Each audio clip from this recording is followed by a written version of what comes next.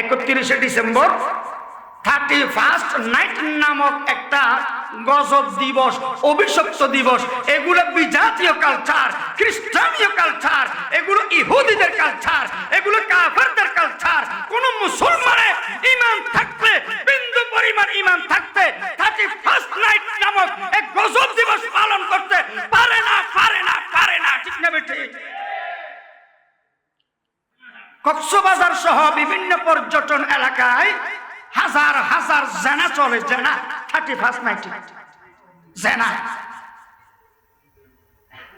জেনা করতে করতে, অতীতে আগে অবৈধ প্রেম ছিল, জেনা করতে করতে একটা জার সন্তান হয়েছে, জার সন্তান।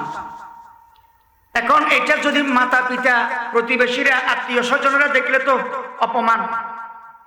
তো কোথায় ডেলিভারি করাবে? কক্সবাজার। কোথায় ডেলিভারি করাবে? অপরিচিত জায়গায়, হোটেলে। আমি নিজের চোখে দেখেছি, নিজের চোখে। কক্সবাজারে ছোট শিশু রাতে হয়েছে, রাতে বিস্কিটের কার্টুনে ভরে মেলা মারে ফেলে চলে গেছে, নিক্ষেপ করে ফেলে দিয়ে চলে গেছে যে গাড়ি করে। মৃত মৃত। কিছুক্ষণ পরে দেখলাম এখানে এসে মসজিদের পাশে, কিছুক্ষণ পরে ওই রাস্তায় দিয়ে যাচ্ছিলাম, দেখলাম কাকের ওই নিষ্পাপ বাচ্চার, মৃত শিশুর মাথা খাচ্ছে। কিয়ামতের দিন কি এই বাচ্চা শিশু আল্লাহর আদালতে মামলা করবে না? বলেন না, করবে না? খবরদার, 31st নাইট নামক এই অভিশপ্ত দিবস পালন করা মুসলমানের জন্য জায়েজ নাই, এটা হারাম। কিসের 31st নাইট?